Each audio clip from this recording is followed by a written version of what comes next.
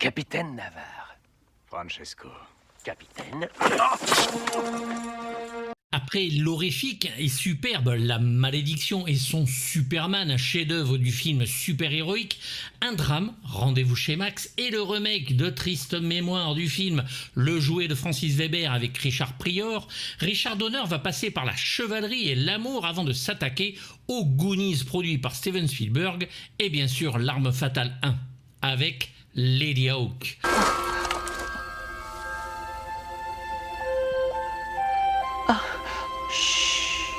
Il refuse le Supergirl que Jan Otsworth va réaliser après les emmerdes qu'il a subies sur le premier film Superman et son éjection du deuxième volet qui était presque tourné et va donc se concentrer sur toute autre chose, le Moyen-Âge et la fantaisie. Bonjour. Bien, allons chercher Philippe. Deux personnages centraux superbes, Isabeau, joué par la non moins magnifique Michelle Pfeiffer, qui se métamorphose en faucon dès que le soleil pointe son nez, ce qui l'empêche de pouvoir vivre avec son aimé. Chevalier joué par le grand Rutger Hauer, qui devient lui un loup la nuit. Une malédiction venant d'un sale évêque, les ayant maudits, jaloux de leur amour et amoureux bien sûr d'Isabeau, et qui empêche donc les deux amoureux de se voir condamnés à jamais. Il y a beaucoup d'amour dans ces phrases. Il y a une femme. Votre seigneurie ? Une femme merveilleusement belle. Heureusement pour eux, ils vont croiser sur leur chemin la personne qui pourra les faire communiquer. Bon, c'est vrai qu'une fois humain, il pourrait s'écrire, mais c'est mieux comme ça. Le jeune Philippe, orphelin, comme d'habitude excellemment interprété par Matthew Broderick, qui va, par cette tâche, se retrouver sur le parcours initiatique du vrai héros qui n'en a pas l'air. Et sa voix était aussi douce que celle d'un ange. Elle a parlé. De plus, avec les deux amoureux et leur sale histoire, il va trouver en eux les parents qu'il n'a jamais eus et devenir le disciple du père pendant qu'il profite de sa mère d'adoption.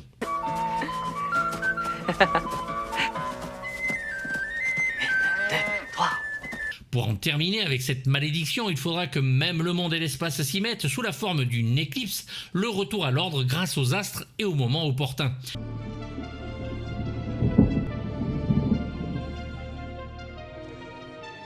Le film de Donner est absolument superbe de par sa photographie, comme souvent chez le bonhomme, avec Vittorio Storaro, un Italien qui va devenir carrément une superstar, mais beaucoup oublié à mon goût, sur ses collaborations avec Bertolucci bien sûr, et recevoir son premier Oscar pour le Apocalypso de Francis Ford Coppola, avec un autre pour le Reds de Warren Beatty, et bien sûr une de ses plus grandes réussites du genre en 1988, avec la photographie du dernier empereur de Bernardo Bertolucci.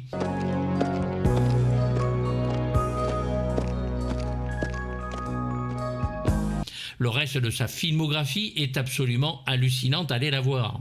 Au montage, le grand Stuart Baird, habitué chez Donner, fait aussi un travail remarquable, et le scénario est d'Edward Mara, rappelez-vous, j'en avais parlé dans la vidéo d'Enemy Mine, Michael Thomas et Tom Mankiewicz, avec en script docteur derrière David Webb Peoples.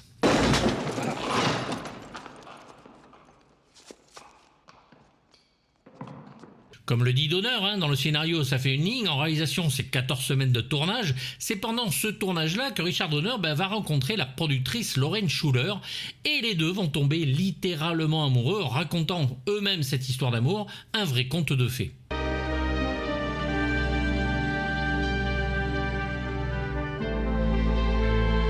Côté effets spéciaux, Richard Donner ne voit aucun effet qui le satisfasse pour faire passer une main à une serre ou un bras à une patte de loup et va préférer l'imagination, laisser le spectateur voir sans voir.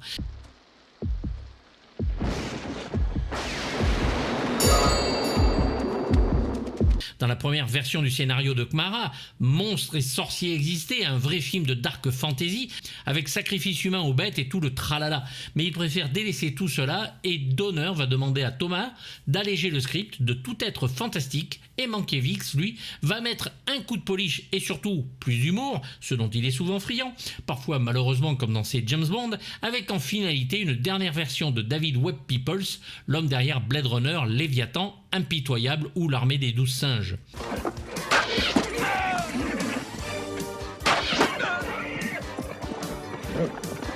Donner dira même dans certaines interviews qu'il est un petit peu attristé pour Kmara parce que son scénario était très bien au départ et qu'il espère peut-être qu'un jour il sera réalisé comme celui-ci le voulait. La légende devient du coup plus simple, populaire et familière, moins originale presque dans sa forme complète, mais Donner est formel, les monstres gâchaient tout, il avait besoin de croire en l'histoire, et ces monstres-là l'en empêchaient.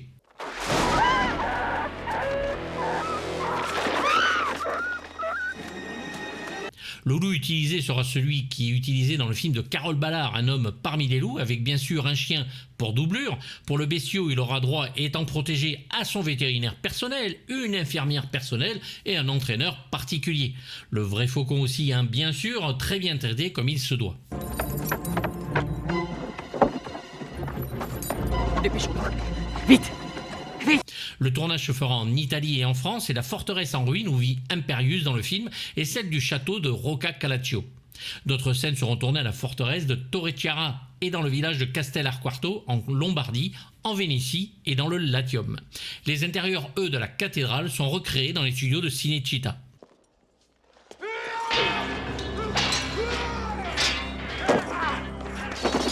20 millions de budget, c'est beaucoup à l'époque, mais le film est un échec commercial, ne rapportant que 18 millions aux États-Unis et en France n'attirant que 270 000 spectateurs en salle. Même Donner sait que son film est impossible à vendre. Il n'y a pas de Sword and Sorcery, ce qui est quand même très attendu. Ce n'est pas non plus une comédie et c'est surtout prévisible du début à la fin. Mais comme le dit Richard Donner lui-même, c'est ce qu'il voulait après tout. Il n'aime que ça, les films prévisibles. Il veut que ça se termine bien. C'est aussi difficile que de s'échapper du ventre de sa mère. Seigneur, quel mauvais souvenir.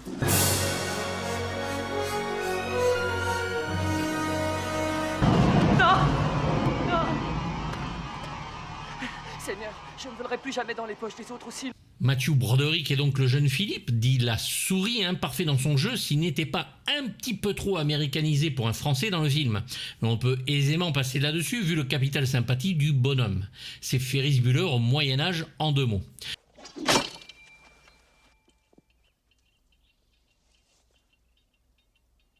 Broderick sort du succès du Wargames de John Badham et va enchaîner après Lady Hawk sur la folle journée de Ferris Bueller, donc de John Hughes, ce qui va le rendre culte dans le monde entier, et le personnage et l'acteur. Avec ce succès, quand on est jeune à 22 ans comme lui, on passe son temps en jeune acteur à chercher des rôles, et quand le succès vient frapper à sa porte, il faut le gérer.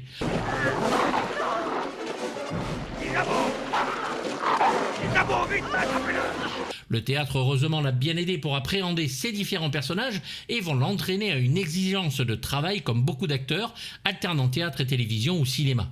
Il va donc ici réaliser lui-même ses propres cascades, va tourner avec toutes sortes d'animaux alors qu'il est allergique à tout ce qui est fourrure, et bien sûr, histoire d'en rajouter et rire un peu, monter un cheval qui ne voulait pas de lui.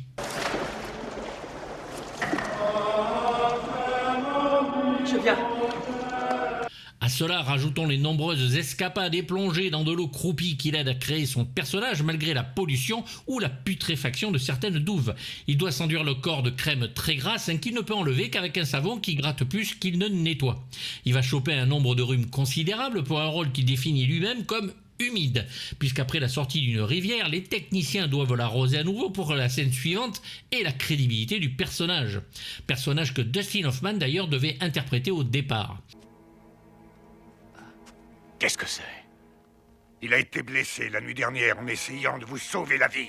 Il dira de Richard Donner que c'est un réalisateur aux idées extrêmement précises, mais Donner admet de l'acteur certaines souplesses, au contraire d'un John Badham, lui très à cheval sur ce qu'il veut.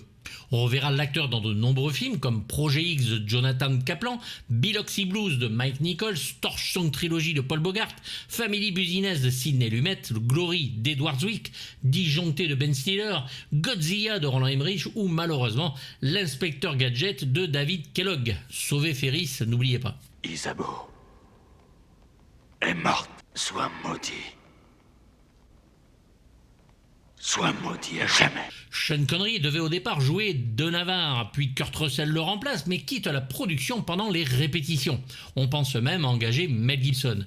C'est finalement le grand Rutger Hauer qui s'y colle et fait montre d'une stature hautement royale ici, complètement adapté à sa formation d'acteur classique et qui, après des débuts tonitruants sur Les Faucons de la Nuit de Bruce Malmuth et le Blade Runner de Ridley Scott ou le Osterman Weekend de Sam Peckinpah, pour sa période américaine il va sans dire, va nous enchaîner une filmographie étonnante dont La chair et le sang de Paul Verhoeven et Hitcher de Robert Armond en seront la quintessence pour moi.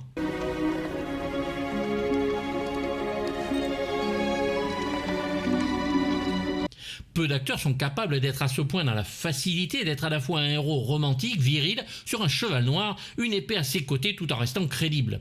C'est le grand Hervé Bellon, sa voix officielle, qui fait sa voix ici.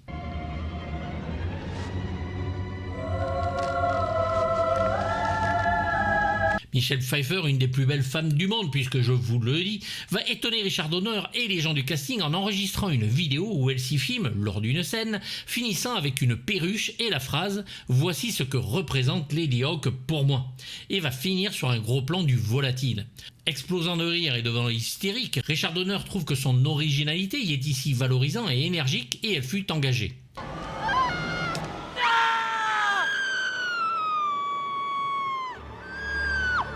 Elle n'a à son actif que Grease 2 de Patricia Birch, le Scarface de De Palma et le Série Noire pour une nuit blanche de John Landis avant ce rôle. Suivront Les Sorcières d'Eastwick de George Miller, Veuve mais pas trop de Jonathan Demme, Tequila Sunrise de Robert Towne, Les Liaisons dangereuses de Stephen Frears, Suzy et les Baker Boys de Stephen Kloves et tellement derrière vu que sa carrière va littéralement exploser. Oh mon Dieu!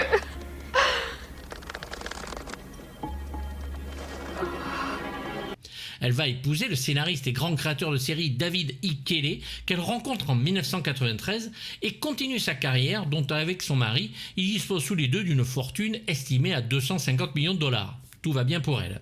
C'est Dorothée Gemma qui officie sur sa voix.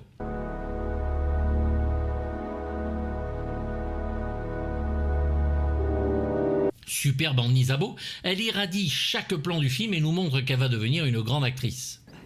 Que vous êtes le prêtre qui les a trahis. Dieu vient de décider de mettre fin à tout ça. Imperius est le soigneur joué par Léo McKern du côté des héros et conteurs de l'histoire. C'est un personnage fort sympathique. C'est lui le prêtre qui malheureusement trahit Navarre et Isabeau et qui va enchaîner la malédiction par bêtise et tente de se racheter depuis. Ils avaient le même confesseur, un prêtre faible et stupide. Un jour qu'il était ivre, il se confessa à son supérieur. C'est par lui que l'histoire complète d'ailleurs nous est racontée. McKern est un acteur anglais de grand talent que l'on a vu dans de nombreux films, dont La fille de Ryan de David Lean ou La malédiction de Richard Donner. Il révéla le secret de ses deux amants à son évêque. À la télévision, il est très connu pour avoir interprété le numéro 2 dans les épisodes Le Carillon de Big Ben et Il était une fois et le dénouement sur la série Le Prisonnier avec Patrick McGowan, fait rare puisque chaque numéro 2 était joué par un acteur différent à chaque fois. Il est aussi le compagnon dans l'épisode La Machine infernale de Cosmos 1999. Le vieux fou était inconscient de ce qu'il venait de faire et de la terrible vengeance que l'évêque allait assouvir. C'est le grand Claude Joseph à la voix française qui doubla Gene Hackman, George C. Scott et tant d'autres. Mais oui, tue-moi, Navarre. Et la malédiction ne s'éteindra jamais. Tu dois penser à Isabeau. L'évêque d'Aquila, le salaud de service, qui lance donc la malédiction sur notre couple de héros, est joué par John Wood, acteur anglais que l'on avait déjà vu 2 ans avant aux côtés de Matthew Broderick dans le rôle du docteur Stephen Falcon dans le film War Games de John Badham.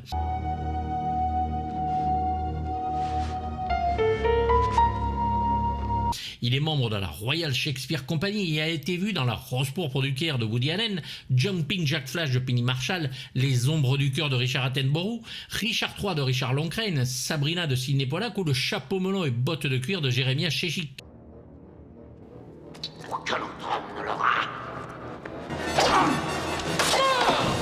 C'est la voix de Michael Caine, Stewart Granger et Richard Crenna, Gabriel Catan, qui le double ici.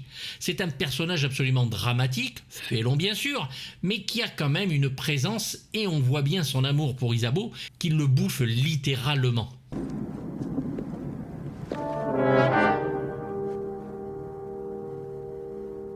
Alfred Molinard joue César Aztèque, le mercenaire et chasseur de loups, et sa voix est du grand piraté que l'on aime tous ici.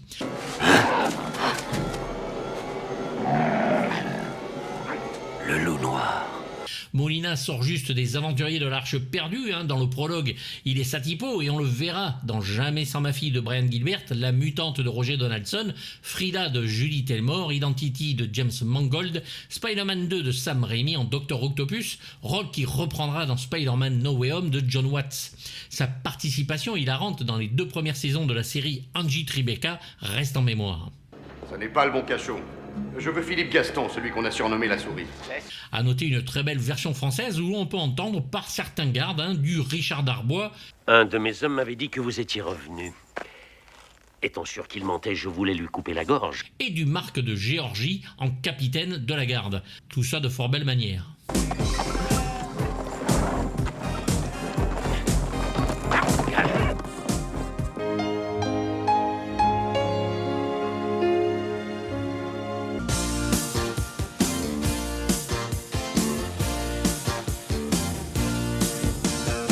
Il faut en parler puisque c'est quand même dans Lady Hawks que les gens retiennent le plus. La musique du film est composée par Andrew Powell, compositeur et arrangeur attitré du groupe Alan Parsons Project. Un choix audacieux qui pourrait surprendre le spectateur le plus ouvert d'esprit. Mais le réalisateur et la productrice sont fermes, ils ne veulent en aucun cas entendre une musique d'époque sur leur film, ce qui est bien dommage.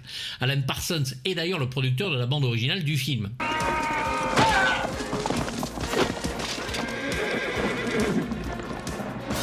Richard Donner choisit Andrew Powell parce qu'il écoutait en boucle un des albums du groupe lors des repérages et qu'il avait fini par trouver que cela convenait parfaitement aux images qu'il avait en tête pour le film.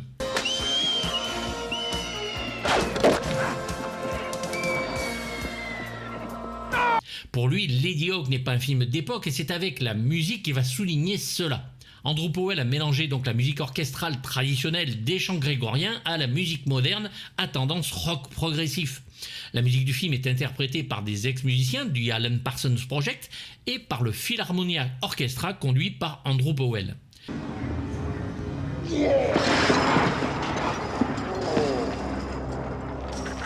Choc est donc pour beaucoup le premier mot qui va être entendu après l'écoute du score ou le visionnage du film. Une vraie rupture de ton voulue et assumée par son réalisateur, un risque qui n'a malheureusement pas payé.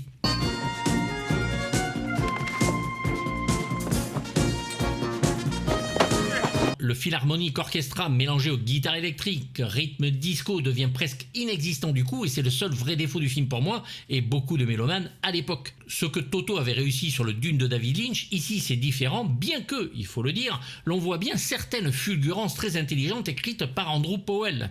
Le ton épique et poétique du film par exemple se révèle plus à l'écoute du disque que quand l'on voit le film en premier lieu. Une musique même plutôt riche qui aurait pu convaincre si les rythmes disco n'étaient pas si présents.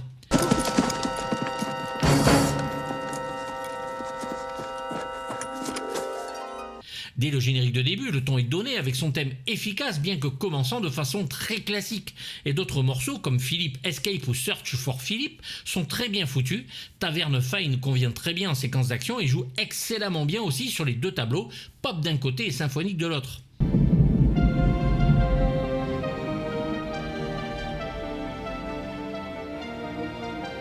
La tristesse et le drame s'insèrent peu à peu sur l'album, comme dans le film, et donnent à l'écoute une dimension épique qui grandit de plus en plus en nous. Le générique de fin parachève le tout avec de très beaux morceaux sur le drame qui se jouent entre les protagonistes. Une bonne musique, à défaut d'être très bonne, qui aurait pu être peut-être mieux distillée dans son utilisation de ce combiné de genres.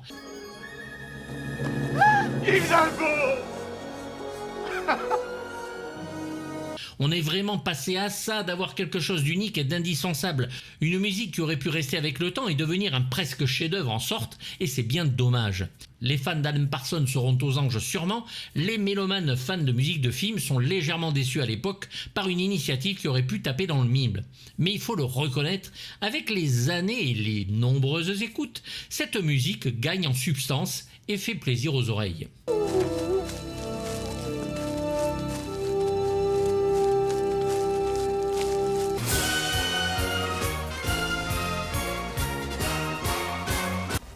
Il y a bien longtemps que j'attends de voir une telle dame. Il est peut-être dommage que nous n'ayons pas eu le vrai film de Dark Fantasy qui était prévu au départ, mais c'est sans compter sur le talent qui n'est pas à prouver, et qui le sera encore moins après, du réalisateur Richard Donner. Lui, il préfère les légendes populaires, le réalisme dans le fantastique, l'amour aux monstres, le très beau récit d'Isabelle d'Anjou et du Chevalier de Navarre, tous deux victimes de cette malédiction donc, qui lui confère une substance fantastique et dont la quête initiatique du héros, cher à Joseph Campbell, en est ici la moelle épinière, trouver un moyen de retrouver l'amour de sa vie et de mettre fin à cette malédiction lancée par magie. Vous êtes deux idiots à qui il faudra que j'apprenne à capturer un loup. Exaltant et résolument contemporain, le réalisateur préfère éviter les écueils d'effets qui pourraient vite être datés sur le genre pour lui préférer les personnages et, grâce à Dieu, trouver en ces acteurs la capacité de nous rendre complètement empathiques envers eux. Très réussi et d'une beauté incroyable, il reste que la musique, bien que réussie sur certains points, choque et ce dès le générique, mais les combats sont superbes et la réalisation plus que soignée.